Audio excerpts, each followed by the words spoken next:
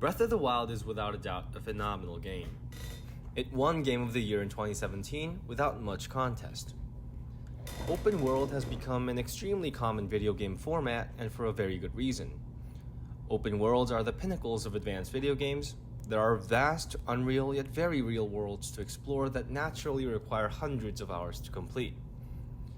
Players fully immerse with not only the world, but its characters, narrative, and eventually the developers themselves, providing potential for not only a seamlessly fun experience, but the creation of a new franchise, as well as effective means to deliver any messages the developers may wish to partake in. On the other hand, such room for potential also means that open world games require thousands of hours to develop and can be easy to mess up.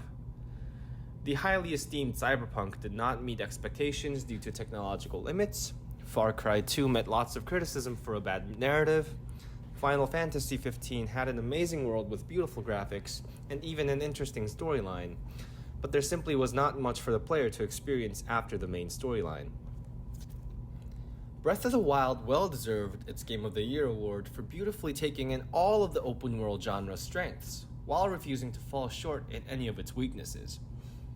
And by providing a vast, beautiful universe, as well as the incentives for players to go outside their boundaries to explore, Breath of the Wild's developers successfully deliver implicit messages regarding diversity and borders. While those not familiar to the Zelda franchise might think that The Legend of Zelda is simply another stereotypical game where the protagonist, a male white knight, saves the helpless princess, most would be surprised about the extent this game goes to include themes of diversity without forcefully retreating on an already successful mega franchise. When mentioning forcefully retreating, I pertain to the many entertainment franchises that have faced major backlash for forcefully transforming their characters to fit the themes of diversity, such as Disney's Little Mermaid, which faced polarized reviews after deciding to make their main character Ariel black. Forced diversity faces backlash not just because audiences are mostly racist, which probably is not true, but because it is tokenism.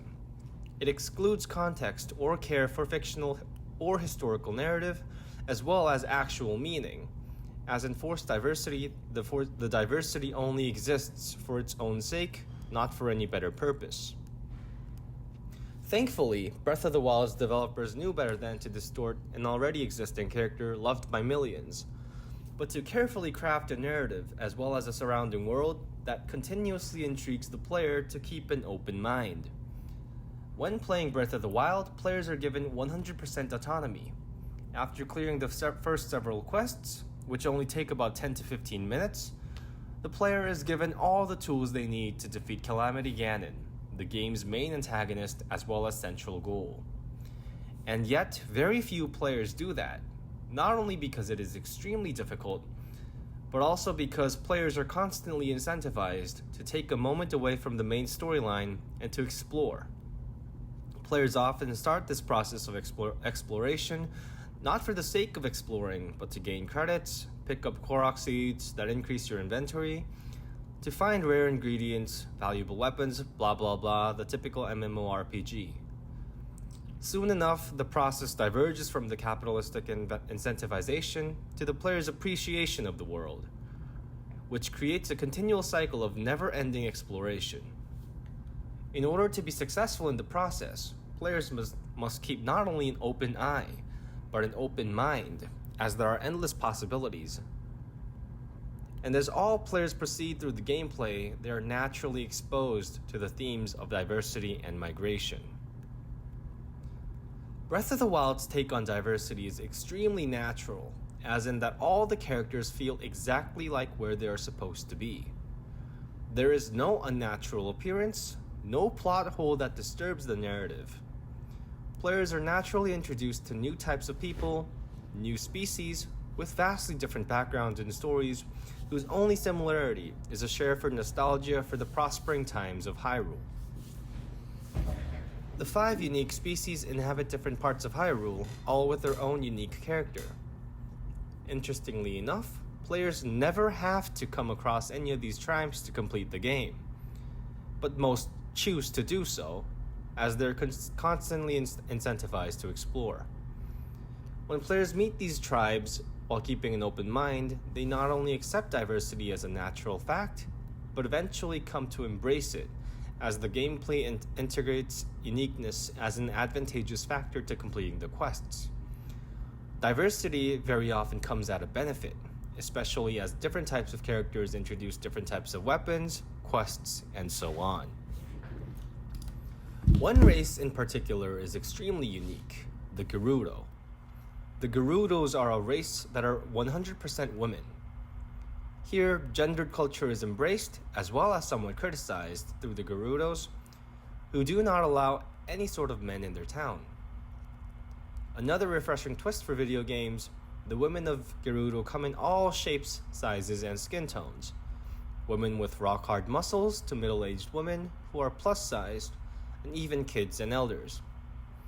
It is extremely apparent that the common temptation to sexualize female characters is simply non-existent in Breath of the Wild. Another unique aspect to incentivizing the player to embrace diversity comes in a major side quest, building Terrytown. Deviating from the main quest, our main character Link is given a long-term side quest to gather people who can be a part of building a new town. To find these people, Link must notoriously talk to lots of people from all of the different villages, where one individual from each race eventually joins the mission. Each time a new member is recruited, they bring a unique talent and skill to Terrytown, helping it come to completion. The Gorons, for example, help construct buildings out of wood, while the Zora race bring merchants into town, and so on. At the completion of Terrytown, a joyous wedding takes place. The wedding is even more meaningful to the theme of migration and diversity, as the wedding is an interracial one between a Gerudo and a Hylian. The quest for Terrytown is in fact very much similar to the history of the United States, a country founded by immigrants and their offsprings who came from different parts of the world. This historical depiction coming from Nintendo is very unique, considering that Japan is a majority homogeneous nation, and that Breath of the Wild was primarily developed by Japanese developers. Overall, in today's media landscape that is very focused on reflecting authentic diversity, but is very often faced backlash with because of its failure to do so, Breath of the Wild has done an amazing job by not being forceful about any political elements, but rather by providing a genuinely enjoyable game that in the process naturally incentivizes players to explore, which inevitably leads to the embracement of diversity.